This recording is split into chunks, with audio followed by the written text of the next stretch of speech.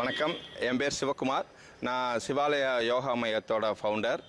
நாங்கள் வந்து கொடைக்கானல் வில்பட்டியில் இருக்கிற புலியூருங்கிற ஒரு மலை உச்சியில் வந்து ஒரு 7,200 அடி உயரத்தில் ஒரு யோகா ரெக்கார்டு பண்ணோம். அதாவது 50 மாணவர்கள், 50 ஆசனங்கள், 500 வினாடிகள், 7,500 அடி உயரத்தில் நாங்கள் செஞ்சோம்.